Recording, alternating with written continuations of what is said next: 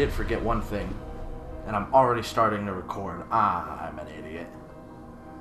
I need to pull up the old episodes so that we know what the subject matter was. Did you... I guess while we're going over this, welcome to the second episode.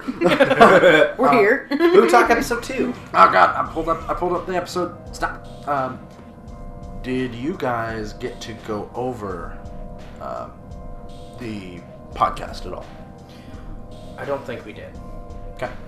So then I can just kind of recap it and give the general idea of what the podcast was about.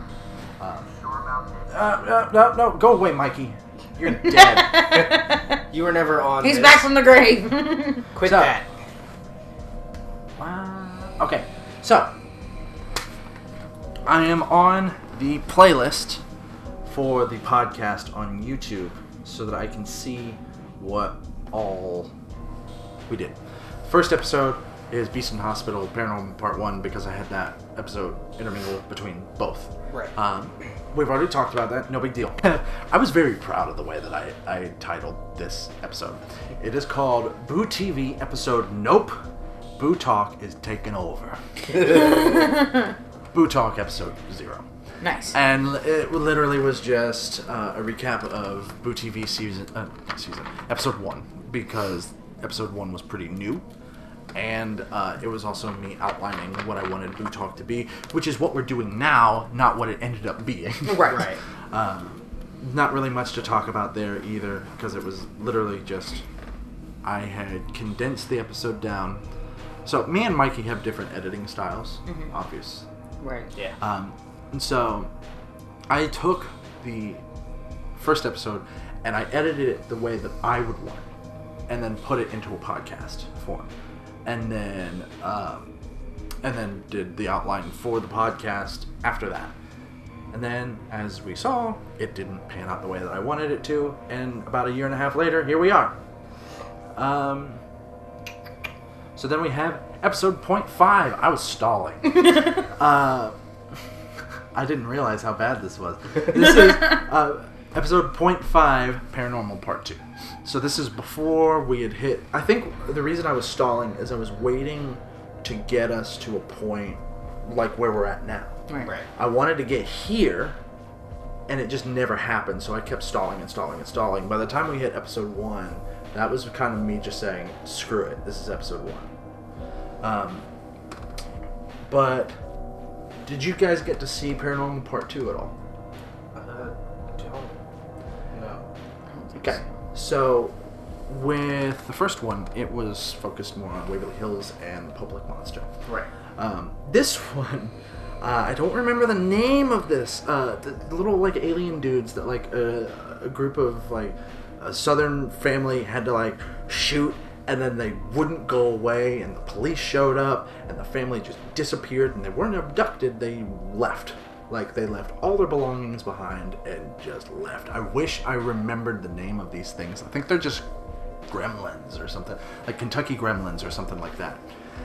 We covered that. We covered... there is a statue in a park nearby. I think it's a statue of, like, Cupid or something like that. And supposedly, at midnight... the statue comes to life and stomps cars. I threw that one in there because it's obviously fucking ridiculous. Kelly Hopkinsville Encounter. Hopkinsville Goblins is what they are. They're the Was Hopkinsville an Goblins. acclaimed close encounter with extraterrestrial beings in 1955 near Kelly and Hopkinsville in Christian County, Kentucky. Pretty much. That's the one. And if you look at pictures of what the Hopkinsville Goblins are supposed to be, and if you're a fan of Pokemon, you'll recognize a Pokemon from them. Sableye. Yeah. Yes. Sableye is based off of the Hopkinsville Goblins. Oh, there he is. Interesting. And then there was... And then my favorite of this one, and I think this was all we covered, was the Hillbilly Beast. Are you guys familiar with the Hillbilly Beast at all? No. It is Kentucky's Bigfoot. Wait, there's more than one? Hold on. Yes. But here's where it gets dumb. Uh-oh. They're all... So, it would be believable enough if it was just, this is Kentucky's Bigfoot. Right. No, there are people out there that have claimed that the hillbilly beast has spoken to them through their mind. Uh-huh. Oh, he's telekinetic. He speaks He's telepathically. telekinetic. And you thought that was dumb. It gets dumber. No. There are people that have claimed that the hillbilly beast has opened a portal and stepped through. And they have seen the hillbilly beast step through a portal elsewhere. Saying that he is an extra-dimensional being that talks to people through their minds and is a big hairy man. Are we sure he's just not a hairy alien? I'm pretty sure it's not just a hairy man out in the woods. I think what we came up with, and this episode was also filmed with us with the Kentucky Podcast Massacre crew. I think what we came to a consensus on is the hillbilly beast, maybe, but not with psychic powers. Like, no. That's a little much. Yeah. It's a little over the top. There is a lot of claims on the hillbilly beast that are like super outrageous. I recommend anyone, if you're looking for a good time, look up the hillbilly beast and read some encounters. It's interesting. But I think that was literally all we covered. Ruth, by the end of that episode, was a little... She was feeling the alcohol. And we were in the middle of talking about the hillbilly beast. And we asked Ruth what she thought about the hillbilly beast. And her response was, how's this... And all of us stared at each other, and like one of us, I think it was me, it might have been Sean or Kentucky Corey, one of us said, oh my god, he's real, he's talking through her. He's talking through her. She's channeling the Sam Squatch. The Sam Squatch. Oh no. She hated that because she doesn't like those types of monsters, but it was funny for the moment. And it made for a very good moment. And good laugh. I will That's great. I will never forget the day that Ruth got possessed by the hillbilly beast. I don't think anybody will. Okay. This was when I got fed up with doing the 0.5s and everything like that. And I just said, this is episode 1. I literally did what we just did. But alone. I sat and I watched all of the season 1 and I recapped them. I gave a little bit more insight from my perspective on some of the subject matter. But I haven't seen that episode in so long I have no idea what I've said. Right. And again, it's season 1. So we can skip past that one.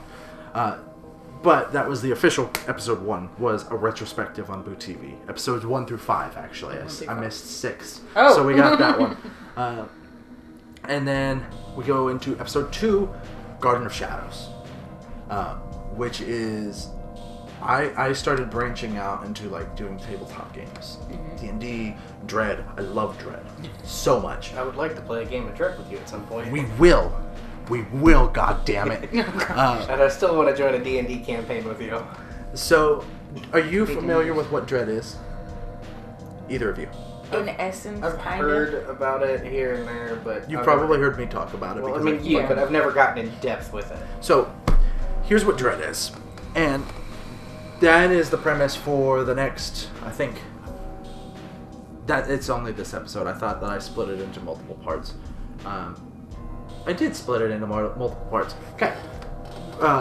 So, Dread, instead of like D&D, where you roll the dice and you add the numbers, and then does 21 hit? No, its armor class is 24. Oh shit, that's really strong. Like that's how D&D runs. A lot of people don't want to play D&D because they don't want to crunch the numbers. They don't notice. I was kind of the same way. I'm not a math guy, but I still wanted to play D&D. Right. Not a lot of people understand the number crunching isn't that bad. No. And even if it was for you, people will help you. Right. And you can use a calculator if you really have to. That's fine. But that's where the draw for Dread comes in. There are no numbers. No stats. Nothing like that. So, how a game of Dread is ran, or at least how I've run it before, is I will draft up basically an invitation to the game, give you a very bare bones understanding of what the game is going to be about. Okay. And tell you your age range, your time period, that kind of stuff, and say, make a character, tell me what you're good at, based on this parameter, what would you have on your person at that time, so on and so forth. Right. And then in my more recent games, I will actually give you a questionnaire that I want you to fill out and turn into me, because I want to know your fears, at least your character's fears. Right. I want to know your weaknesses. I want to know as much as I can about your character, because in a game without numbers, I can't rely on the numbers. I have to know. Right. So instead of rolling dice, there's a Jenga tower. Okay.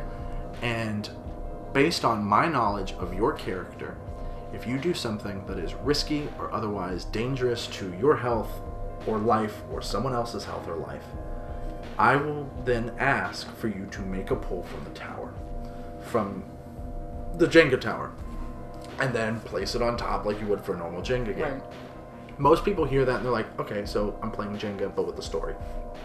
It's a bit more than that, and admittedly, I'd like to think that part of that is my doing, because while you're pulling from the tower, I'm right up on you, narrating what's happening. So, you gotta, just for an example, you just got attacked by the hillbilly beast, and you have this bright idea that your character is very smart with technology, and they can pull out an old ham radio that they have, like a little pocket ham radio, because let's play with our imagination. Right. And they can tinker with it really fast and mess with the radio waves to open up the Hillbilly Beast portal and send him back through to try to save their friend from dying. Okay. Your character might be good with technology and might have some sort of understanding of that, but you're in a very tense situation, so I'm going to ask you to make a pull. Right. While you're doing so, time is frozen in that instant that you're trying to do that, and I will be right in your ear saying, you stare over at your friend as they have this look of almost like they wish you would just let them die, because they're more afraid of what's happening to them right now in this moment of uncertainty. But you may be able to save them. Can you save them? Well, we won't know until you make the pull. And I'm in your ear doing this while you're trying to pull from the Jenga tower. It makes you shaky. Right. Because you're imagining what's happening, and it makes it harder to pull from the tower. What happens is, if you knock over the tower, you're dead. There's no health. You're just done.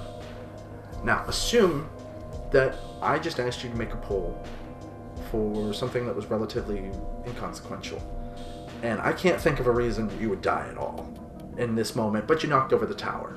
I can then ghost a character. What that means is, from that point forward, you cannot make any decisions that might require you to make a pull. You can no longer make pulls. But the first instance that I see a chance to, you're dead. That's ghosting a character. So it's literally, let's sit around a Jenga tower and make a story together, and create tension with the use of a Jenga tower. Right. I've added rules on top of those rules before and made it kind of my own, but I've never gotten to play those games before. I've made the games, but I haven't gotten to play them yet. So I created kind of like this Dread versus game, where everyone would start off with a tower, and it's set in a zombie apocalypse. And if somebody knocks over the tower, you die, but you have now adopted a new tower. There's another tower. You're a zombie now. that is a special tower. It's not like a normal Jenga tower. You are in the zombie tower. Your goal is to kill the rest of the players. And you'll have certain abilities with this new tower. But if that tower falls, you're done. You're dead. Your goal is to make sure everyone on the player tower ends up in the zombie tower. So, I think we talked about that one, and I was really interested in playing that one. And I still have the towers and everything for it. I just haven't gotten to play it yet. But that's Dread. The reason that I did this one is because I thought Dread was fucking interesting. This was my first attempt at game mastering anything. I had not dungeon mastered for D&D. This was my first game master session at all. I warned them ahead of time that because it was my first and because I was doing it for a show, I was kind of railroading them. So I was directing them where I wanted them to go pretty hard. Right. And admittedly, it impeded on their fun a little bit. Right. So that's why when I did the next one, I didn't do that. Right. But the whole story was basically your high schoolers going on a field trip, or a camping trip. And it's like an old Civil War battleground, basically. And they notice some like spider thingy, basically killing everybody. Well, okay. And my memory of the storyline is a little foggy, but it results in like there's this like demon summoning ritual thing that they have to interrupt to fix it. There's this guy that like owns the place that has like this magical sword that can stop this thing. It won't kill it, but it can stop it. And so the end of the game ended up like this, and this was scripted to happen this way. Somebody had to make a sacrifice to continue on at a certain point. They were like locked in a cave or something. And the thing that wanted something very, very, very specific, and they wanted an eye. And they wanted it thrown in the fire. An eye from one of them. One of the players turned on the other and started trying to spoon out their eye. And I made them make polls against each other. Eventually, somebody's going to get their eye spooned Right.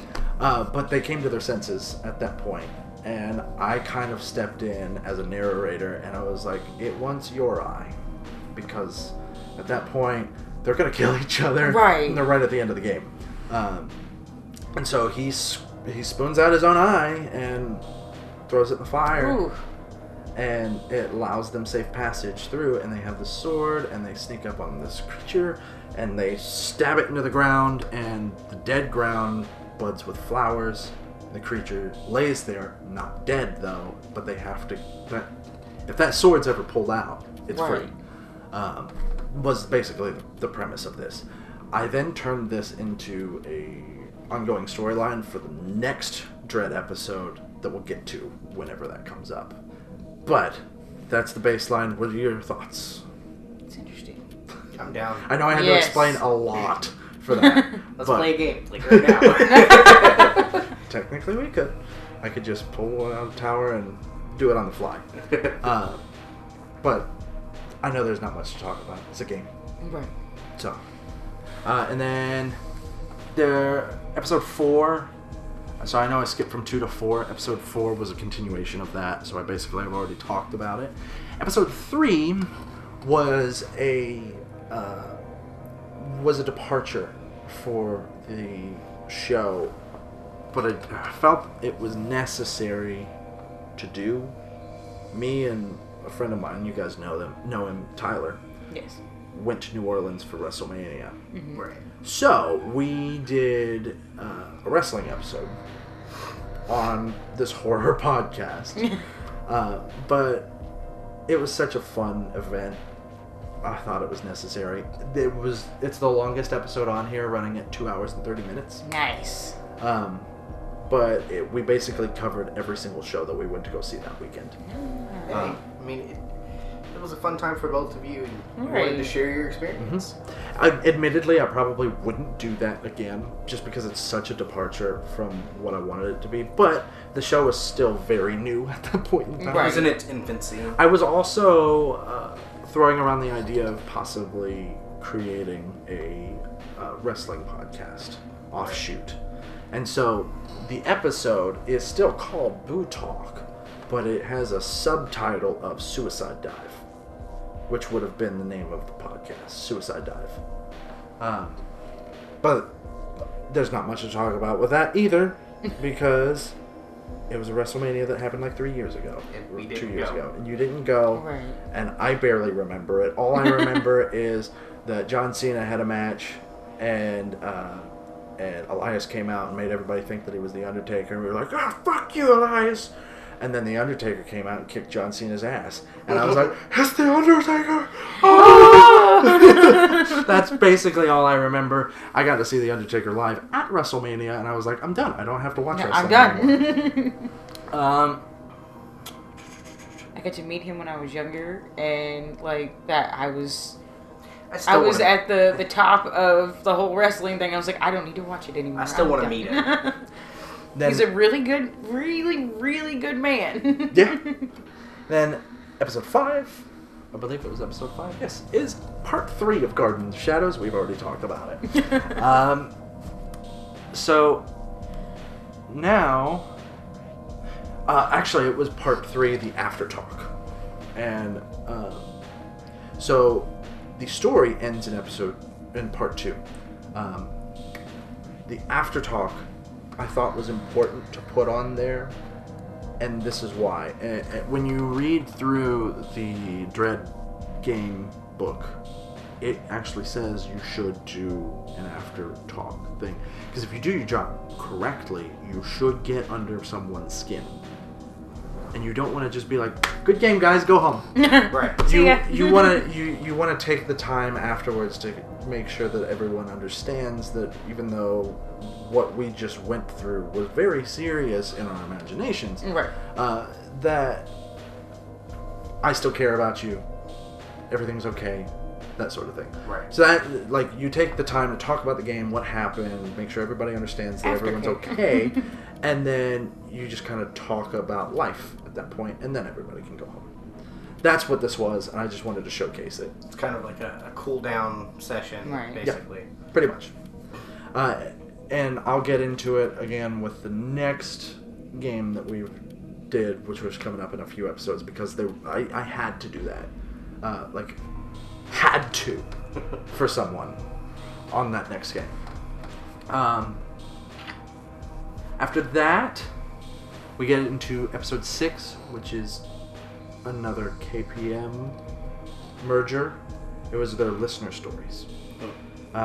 So what had happened was, I'd mentioned earlier that Kentucky Podcast Massacre kind of ended with our BooTv episode. Right. Right.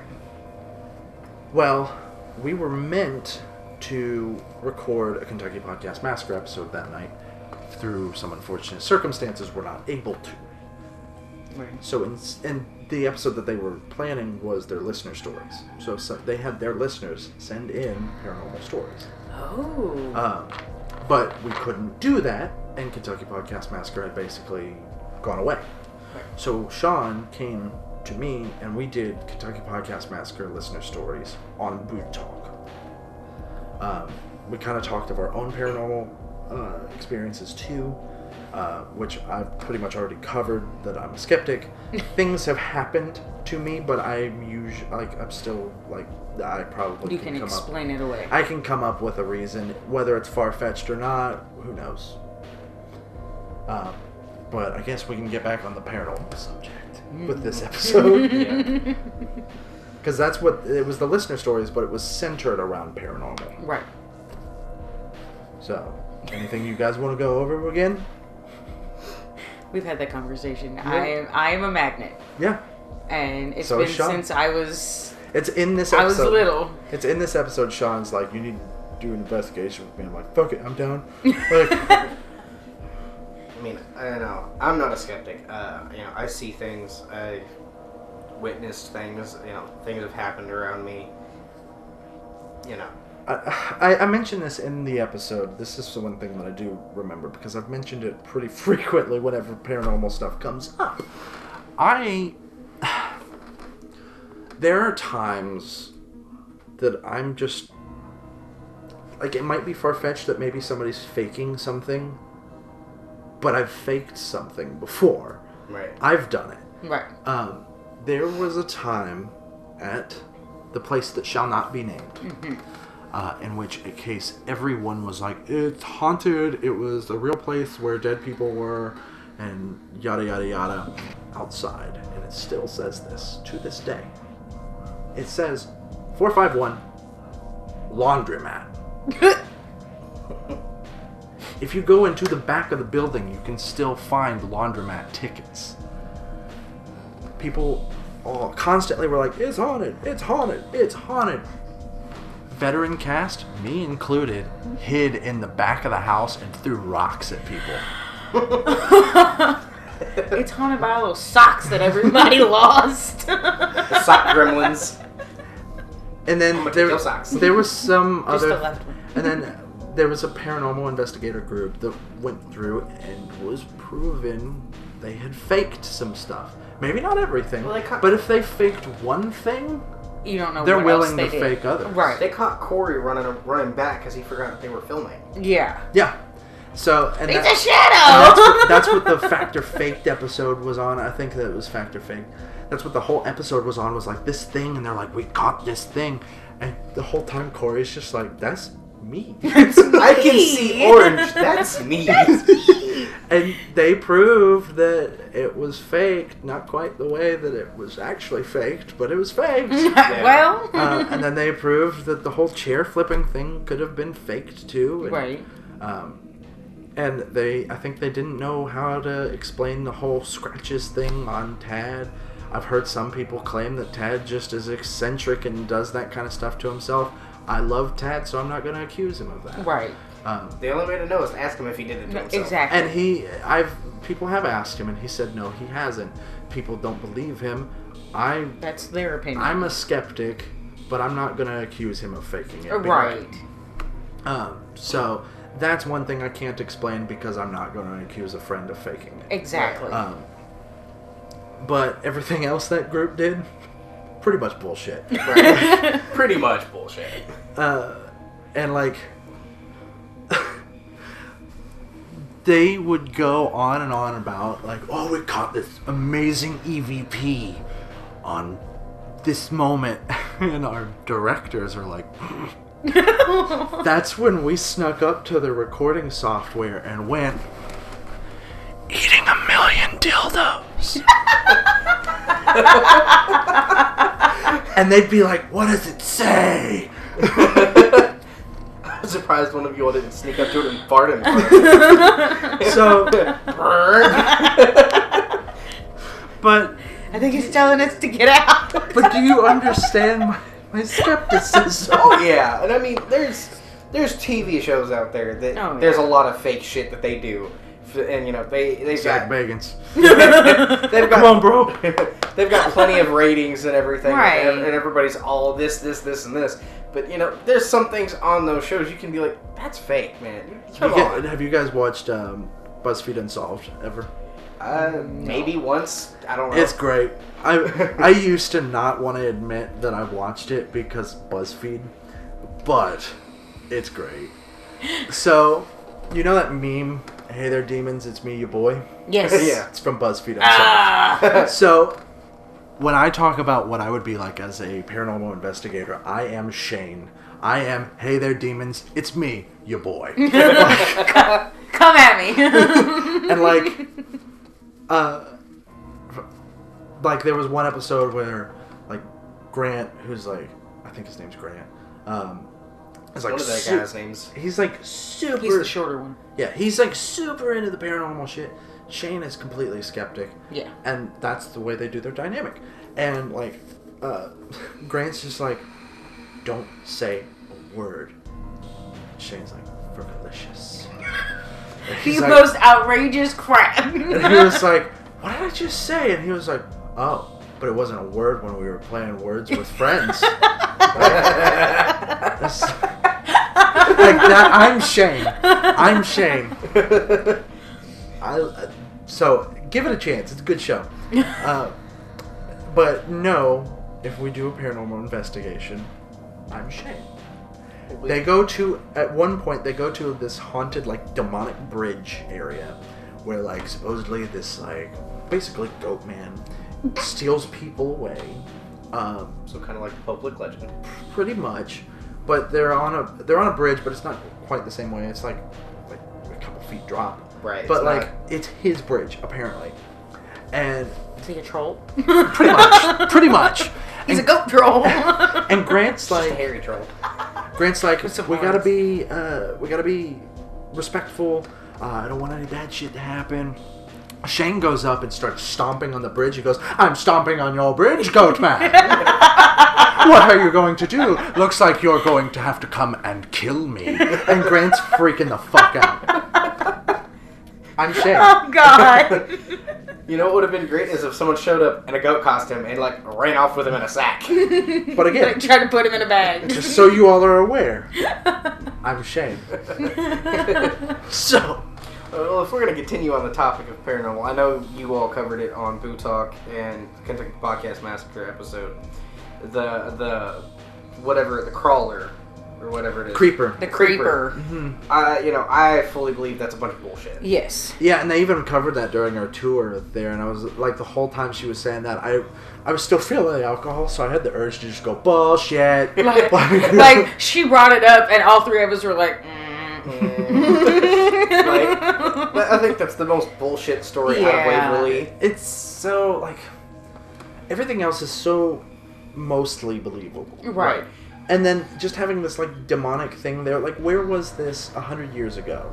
Right. Whenever everything first started. Because it's more of a recent story that's come about. Yeah. And so... Did somebody open a portal in there and didn't tell anybody? I mean, they do have, like, pentagrams and everything. Right. Like, I don't believe in that kind of shit, but somebody could argue it. Right. Like the kids that came in and killed the homeless man and his dog. Yep. Because they were doing occult shit. Yep. Like, did you let it in? Like, what did you do? But it's something we also covered when we were there. You know, if yeah. you go in believing that you're going to see something, your mind's going to make you see something. Yeah. And I went in a skeptic. I saw nothing. Right. Right.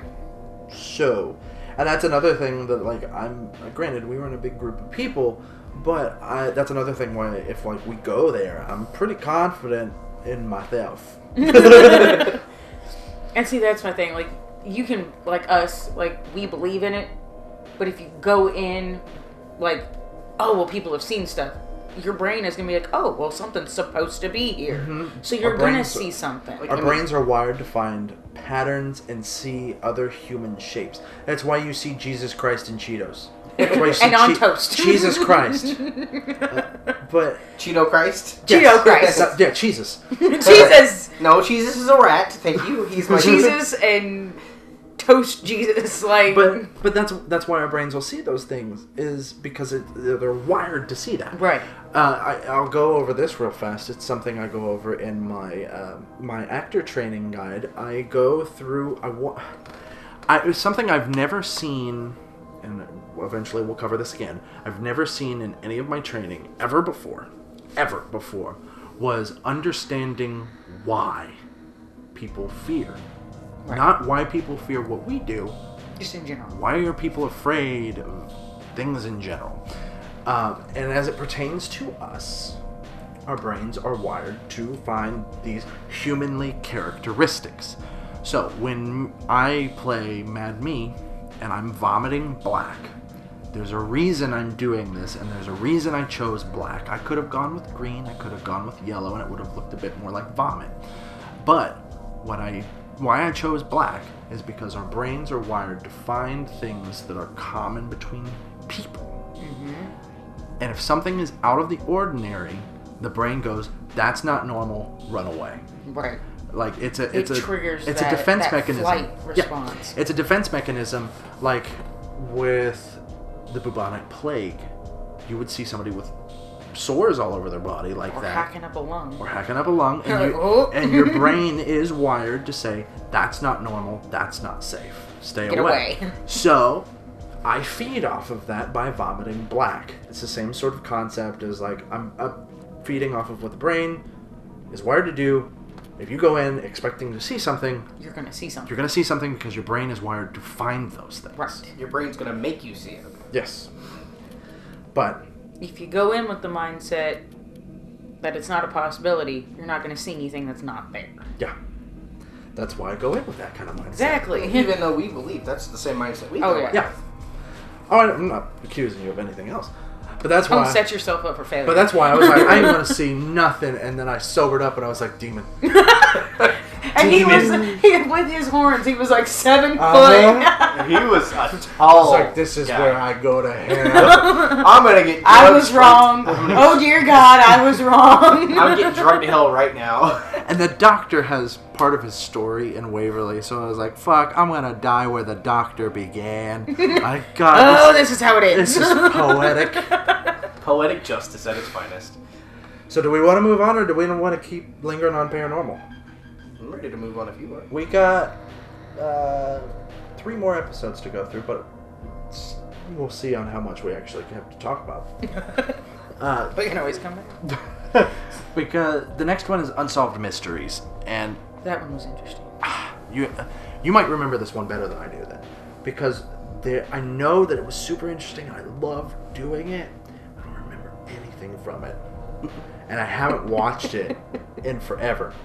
I do know that there was a serial killer that was in his 80s that had just been caught, like the day we recorded that. So we opened the episode just being like, fuck you, dude. I don't care if you're a senior citizen now. I'm glad you're rotting in jail. Exactly. Like, I remember opening the episode like that, but I don't remember anything else. I remember there was some, like, popular unsolved shit that we went through.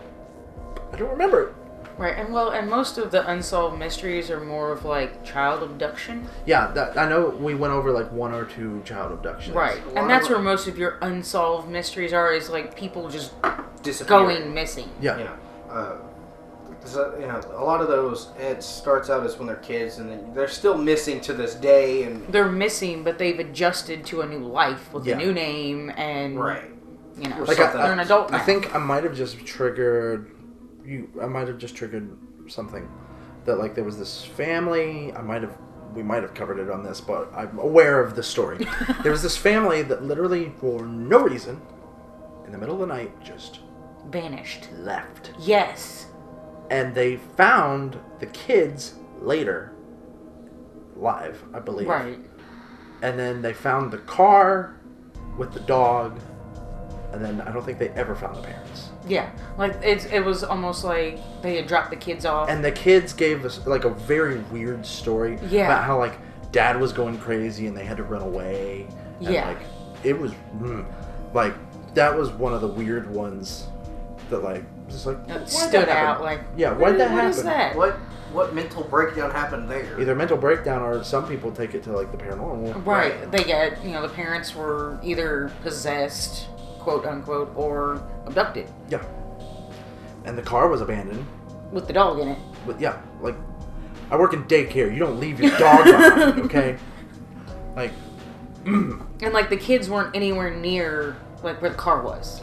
Like, well, supposedly, if I remember correctly, and my memory is very, very, very foggy on this story. If I remember correctly, they stopped to pee and they ran. Yeah. Or something miles away. Yeah, and it was like some older, like, I don't remember if it was a couple or if it was one person, but they saw them on the side of the road and, like, stopped and turned around. And I just remembered another one of the Unsolved Mysteries. I'm fairly certain we covered this one, but I need to mention it now before I forget it. Jon Benet Ramsey. Yes. That one, strangely enough, I really didn't know much about until I did research for the episode. Really? Yeah. I know that it's a, like, quote unquote popular. I don't want to call it popular. Well, yeah. But it's a well-known unsolved mystery, and I had no idea about it. Really? Mm-hmm. But it was very interesting. Yes. Once I got into it. Another fun one was, I don't think we covered that on the episode, but I'm aware of it, was that there was this, like, string of, like, some dude going around taking Tylenol and, like, poisoning it. Yeah, he was putting, what was it? He was putting something in it. I don't remember. He was putting some kind of something that was killing people. This is what happens when we go into an episode knowing that we're not going to do a lot of research. Right. Luckily, when we do more episodes, we should start doing more research. But this is based off of like episodes from years ago. Tylenol murders of the 80s. I believe that's why they have Chicago Tylenol murders. Were a series of poisoning deaths resulting from drug tampering in the Chicago metropolitan area in 1982. Victims had all taken Tylenol brand acetaminophen capsules that had been laced with potassium cyanide. Cyanide, that's fun. If I remember correctly, I'm also going off topic a little bit, but not at the same time. If I remember correctly, the 2008 movie The Incredible Hulk was based off of the Tylenol murders, because Bruce Banner's blood gets accidentally put in some pills. Mm-hmm. If I remember that correctly. I might not. I think it is. No, it's not pills, it's in soda. Soda. That's it. But if I remember, I think I watched something in like behind the scenes stuff, and they mentioned that it was based off of the whole Tylenol thing. Mm-hmm. But yeah, Bruce Banner. Yeah. He might have been the one. It may have been him. Which, if you all didn't know, that's why your like Tylenol or any like over-the-counter drugs you buy have the safety seal on them, mm-hmm. and it says if it's broken, don't take it. They have like the seal on the inside and the seal on the saran wrap seal on the outside. Mm-hmm. Now, because of all of that, which is fun. And the cotton, because if you put anything liquid, it would soak up. Exactly. Might get on a few of them at the top, but. Look, why can't they just let me go through with my suicide plan?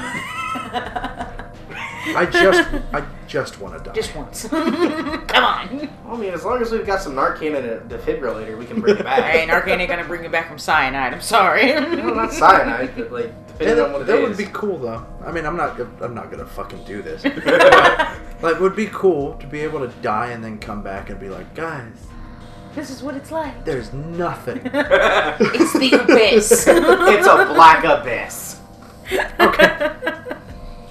Okay, I think I've exhausted my unsolved murders. Have you guys? Unsolved murders, unsolved mysteries. Unsolved mysteries. I know there's more out there. There's more out there, and we'll probably go over it again at a later date. Yeah. And we are back to Louis Keysburg, y'all. Ooh! Ever since we started BooTalk, I wanted to do a Donner Party episode. Right. And it was a good one. It's a real good one.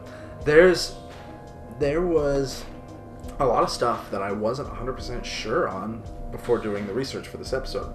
So, are you guys familiar with the Donner Party? Yes. How much so? I know the basics. Right. What I was taught in school. But they got stuck. They got stuck, and then they turned to cannibalism. Okay. So... Now, is he the same Lewis that was Lewis and Clark? No. Or is it a different one? This is Louis Keysburg, so no. No, because Lewis and Clark went off to, and I believe they did it earlier, they went off to chart the United States. Right. These people were immigrating from East Coast to West. This was the gold rush. Okay. And so the Donner Party was a party of people led by the Donner family. Mm-hmm. In total, I believe there was about 80 people. Okay. And the Oregon Trail. Pretty much, it's Oregon Trail is what they're running on, and they're running a little late, and I don't remember why they were running late, but they're on the path, and eventually they run across this man. I don't remember his first name. Murphy's Law. But what can go wrong will go wrong. His last name was Hastings. Okay. And he's, to everyone that's passing him, he's advertising the shortcut to California. Right. Because if you make it to California, it's uncharted land currently. You could literally show up, say, this is my land, and now that's your land. Everybody else can fuck off. You stake it out. This is mine. Yeah, that's mine. So you don't have to pay for it or anything. So it's literally a race to get to California at this point. And Hastings is telling people there's a shortcut. Everybody's blowing him off. Right. But the Donner Party is running short on time. They're already late. I remember what ran them late. I believe it was the Donner children's grandmother had passed just from natural causes. And so they buried her and took the time with her, and that set them behind. Right. So they took the risk and went on the Hastings path. And it's advertised as a shortcut. Here's what actually happened. Their oxen was having the worst time trying to traverse basically a mountain. It got to a point where, like, literally they couldn't turn back. Like, there wasn't enough space for their wagons to turn around. So they had to go for it. They had to keep going. They were stuck. They basically were told, hey, you hit this point, you're going to be you're pretty much there. Right. That point that they hit was, like, just a big old, like, salt marsh. Oh. No water. No food. Just barren desert salt, basically. And they almost, I believe they almost died just traversing there. Right. The oxen were having trouble because there was no water. Right. And then they made it past the mountain, and they made camp. And when they made camp, they were going to go across this other mountain, and then California's right on the other side, pretty much. I believe they're in Utah at this point. Okay.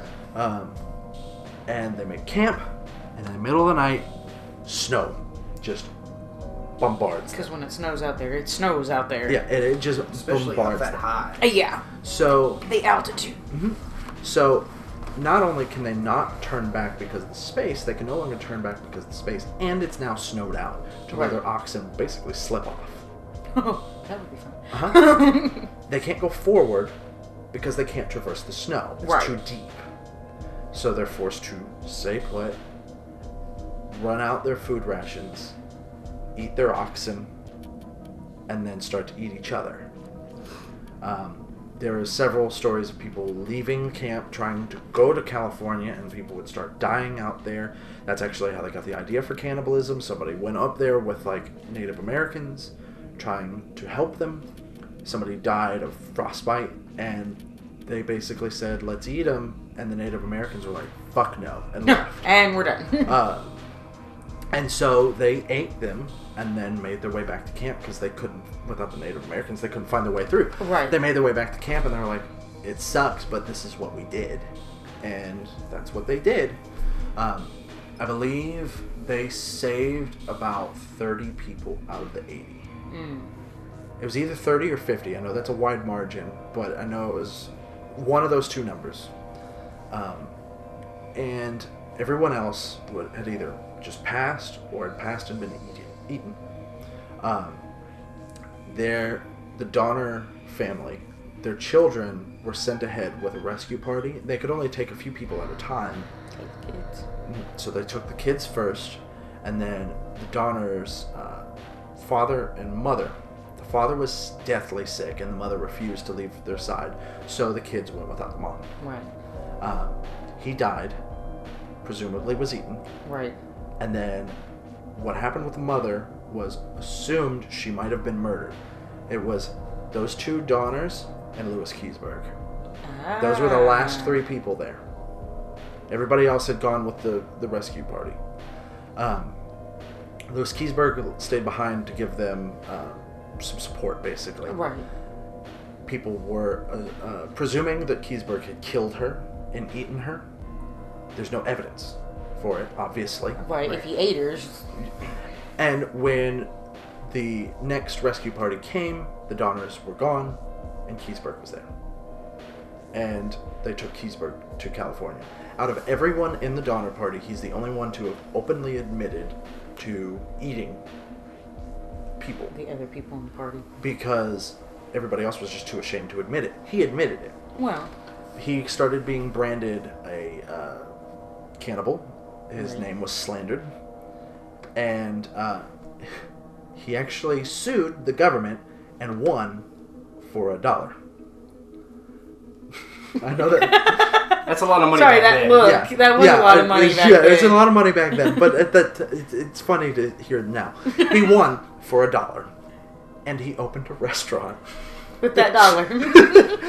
He also talked with one I don't know if I want to eat there. Just saying. Later on in life, he actually talked to one of the Donner kids also and broke down crying, basically saying, I didn't do that to your mom. And the Donner kids forgave him. Keeping on whether topic, he was actually truthful with that or not. Keeping on that topic, I know the whole kind of supernatural thing, we kind of covered it a little while ago. Wendigos. I know that we brought that up when we talked about Red River Gorge. Mm-hmm. There is... Do you think Louis Keysburg was Wendigo? There's speculation, and it's a lot of Native American stories that cannibalism led to you becoming a Wendigo. Right. Because you were possessed by a spirit that fed on human flesh. I mean, it could have been Louis Keysburg became the a Wendigo. The original Wendigo. He became a Wendigo, went to California, opened up his Sweeney Todd restaurant, and turned other people into Wendigos. Hey! That's why they're all over the country. We need to make a movie. We do. Yes, we do. Hey, Johnny Depp. I wanted to bring that up before we left the topic of the Donner Party. Yeah. Because I know that's something that's kind of big. Some people know it, some people don't. I didn't, to be honest. I know of Wendigos. I don't know much about them. Right. I know, because I know it's something me and her and talked about. they can take on, like, whoever they eat, they can take on... Their form. Mm-hmm. They don't sound right. They don't look right. But they still look... Human enough. Human-esque enough to pass as a human. I accidentally made a Wendigo in one of my Dread games. Wait, never mind. Because it had that quality, but I didn't, think of it as go with it? Yeah. So, moving on to the final BooTalk episode until recent times. Right. BooTalk season 1. We ended it with another Dread episode. The way that I recorded this one was different from the first one. The first one was recorded with footage, and you actually got to see the game. The way I did this one, I wanted to just enjoy the game. So that's what we did. We enjoyed the game, and then I sat down and I recorded a recap of what had happened. Right.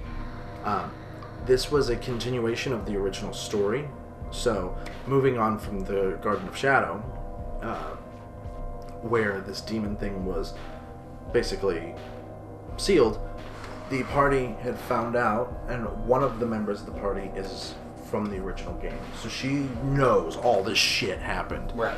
The other ones are new characters. And they basically all get drawn to this house that they all remember being there, but don't quite remember being there, except for that one that was from the first game. She knows that house doesn't belong there. Right. But they all go into the house and start investigating it. And turns out they find basically a cult. This cult worshipped the creature from the first game. And it's revealed that basically that creature is pretty much the Antichrist. And was meant to bring about the end of the world, but by being sealed cannot do so, accomplish that task. And they want to free him, but because of the oath that they had taken, that sword would hurt them. They can't touch it. They can't free him. Right. They have to go through some big convoluted new way to bring about the end of the world, basically. So they go through, and one of my players is getting very jittery, just because the way that I'm describing certain things, and things are very confusing to her. Something will happen, and then something else happens. She's just like, what do we do? Literally, she opened a chest, and I had it written in there that if in this chest is open, and if you touch the stuff inside, a ghost will start to attack you. Okay. She does so. I ask her to make a pull, thinking everything will be fine. It's just a ghost. What's gonna happen? Tower falls. And basically I have to, on the fly, say this ghost is a bit more corporeal than you would have expected. It flew through her and basically just cut straight through her. ripped a hole through her. Right. They leave her corpse there. Which I expected. It's fair. I mean... But there's something that's been planned with her character, and she's now dead. Right. And so I'm like... Shit. Well, I'll figure this out later. So they get to the end of this, and they basically make their way into the basement, and they're watching... Basically, this cult is finalizing a... basically a summoning ritual. And in the center is this character's dead corpse. Here's why I needed her. There was something about each of the characters that I didn't tell them happened to them. Because it's meant to be a secret that they don't want to let other people know. It's just something I input into the story. Just to add some spice for them. Right. This character was pregnant. Demon baby. But not far enough along that you could see anything. Right. And they are using the fetus to bring about the end of the world. Making a new Antichrist. Basically making the spider creature again. And the spider creature basically summons the 4 horsemen of the apocalypse. The spider creature then allows the 4 horsemen of the apocalypse to then consume its flesh. And meanwhile, this person whose dead corpse now has spawned the Antichrist and is now hearing that her Antichrist son is being devoured by the 4 horsemen of the apocalypse is like in tears.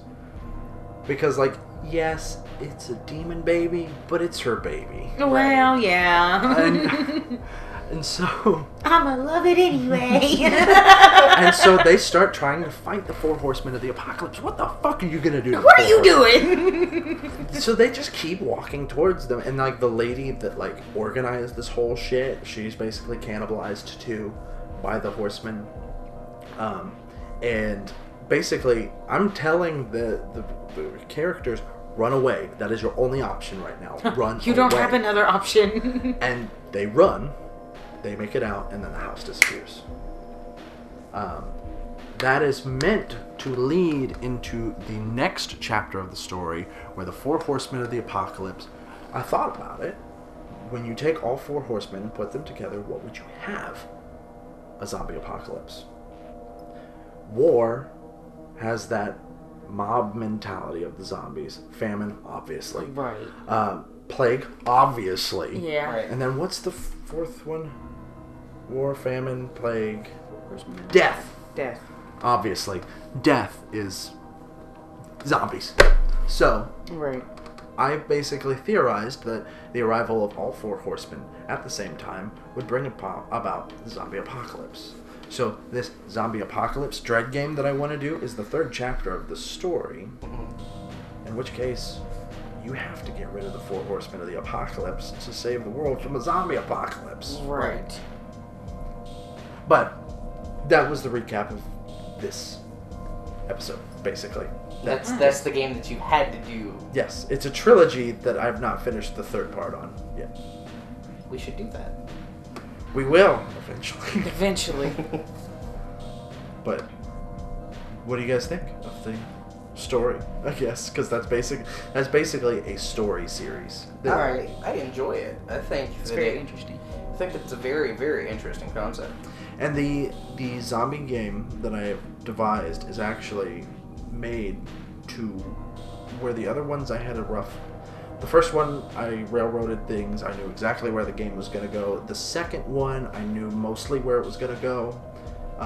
Just depended on character choices. This one, I made it to where I have no idea what will happen. It just plays out the way it plays out. If something happens, I roll dice. And I compare those... I roll a D100. So I have 100 options. Right. And out of those 100 options, I compare them against a table that I've created. And that table tells me what happens. I like it.